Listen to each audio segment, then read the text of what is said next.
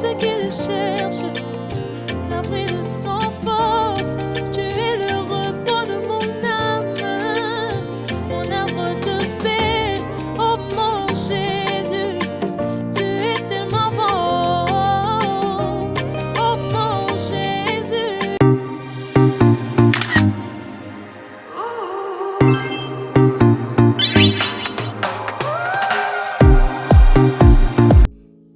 Bonjour, bienvenue sur ma chaîne YouTube Régner pour gagner.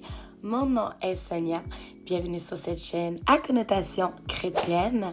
Alors, comme vous avez pu le lire aujourd'hui, le sujet du jour, c'est « Embrasse ta solitude ».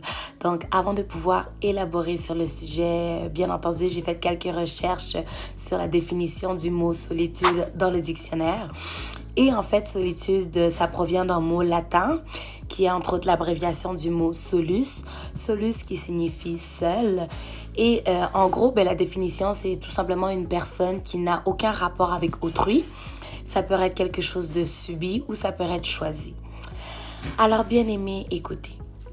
Contrairement à ce que la société moderne essaye de nous faire croire, la solitude n'est pas quelque chose de péjoratif. Ce n'est pas une source de tristesse.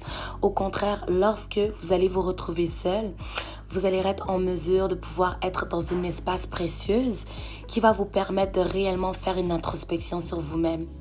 Et à travers cette introspection, vous allez développer une certaine autoconnaissance et aussi une certaine croissance morale. Donc, si on fait une analyse dans la génération et l'ère qu'on vit présentement, je ne sais pas pour vous, mais on vit dans une ère où il y a tellement de distractions, il y a tellement de bruit. Donc, sachez que lorsque vous êtes seul, vous développez une certaine autonomie qui s'appelle entre autres l'autosuffisance. Et à travers cette autosuffisance, vous allez être indépendant et vous allez aussi pouvoir travailler sur un certain contrôle émotionnel. Non seulement ça, mais vous allez aussi donner la chance à Dieu de s'imposer dans votre vie. Parce que ce que vous devez comprendre, c'est que Dieu aime les lieux calmes. Dieu aime le calme abstrait. Lorsque c'est calme, c'est à ce moment-ci qu'il peut réellement venir vous visiter. Si on prend exemple à Jésus, Jésus était l'une des personnes la plus sollicitées sur la planète.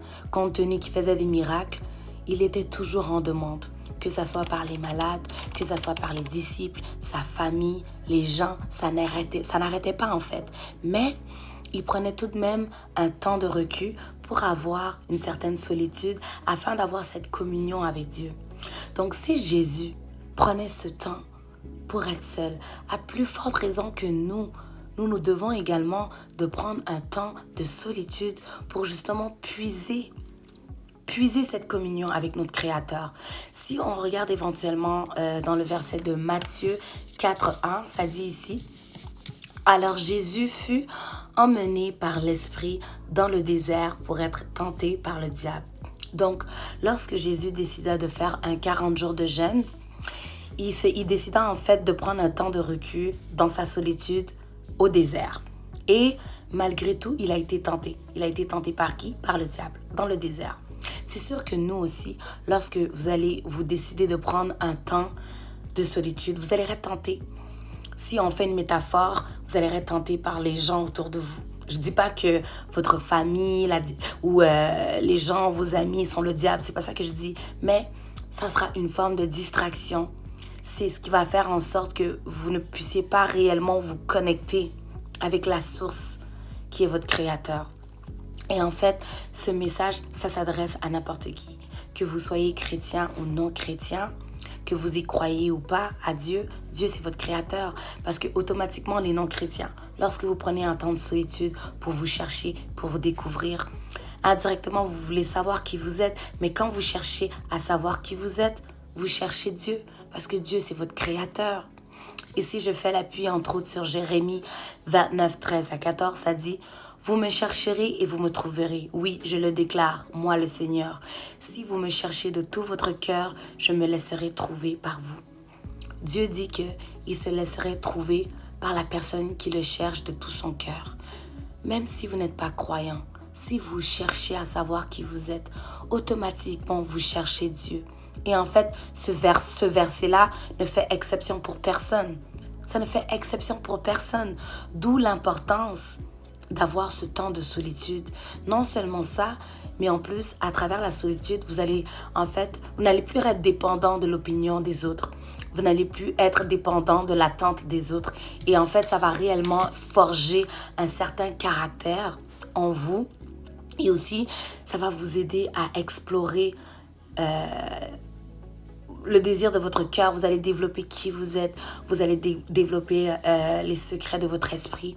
Vous allez aussi commencer à avoir des conversations internes. Donc, on appelle ça des dialogues internes. Vous allez commencer à vous parler à vous-même. Et lorsque vous vous parlez à vous-même, en fait, vous commencez à vous libérer de l'approbation des autres. Parce que lorsque vous vous parlez à vous-même, vous êtes comme dans un endroit sécurisant où il n'y a pas de jugement externe. C'est vraiment vous et vous. Et encore une fois, lorsque vous faites ce dialogue interne, vous invitez Dieu à venir vous parler. Comme je vous ai dit, Dieu aime les endroits abstraits, les endroits qui sont calmes. Vous allez peut-être penser que c'est vos pensées, mais ça peut être aussi la voix de Dieu qui vous parle. Parce que justement, vous êtes à la recherche de vous-même. Vous êtes à la recherche de certaines questions. Vous êtes à la recherche de savoir qu'est-ce qui vous motive réellement sur cette terre. Ça va tellement vous faire réfléchir. Le but de la solitude, ce n'est pas que ça soit quelque chose de perpétuel, mais le but ici, c'est que ça puisse justement produire des fruits qui seront bénéfiques à long terme. C'est pour ça que je vous dis, n'ayez pas peur d'embrasser votre solitude. Parce que justement, cette société nous fait croire que la solitude, c'est tellement négatif. C'est sûr qu'à long terme, c'est négatif. Si vous restez toujours isolé, là, ce n'est pas de Dieu. Là, ça commence à être mauvais puisque dans la parole, il y a une parole qui dit éventuellement qu'il n'est pas bon que l'homme soit seul.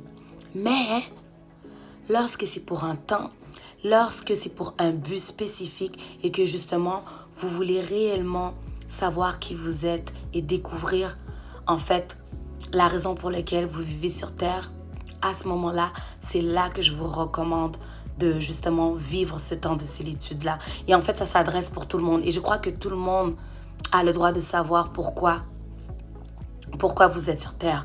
N'importe qui. C'est pour ça que je n'arrête pas d'appuyer sur le fait que ça s'adresse aux chrétiens, mais aussi aux non-chrétiens. N'ayez pas peur d'embrasser votre solitude. En fait, c'est vraiment avantageux pour vous. C'est vraiment avantageux pour vous. Embrassez votre solitude. N'ayez pas peur. Vous allez voir, vous allez découvrir tellement de choses de vous. Donc voilà, c'était vraiment le message d'aujourd'hui. J'espère que ça vous a édifié et je vous inviterai à liker, à partager, à commenter et aussi à vous abonner. Donc sur ça, je vous souhaite de passer une excellente journée et on se voit à la prochaine épisode. Que Dieu vous bénisse.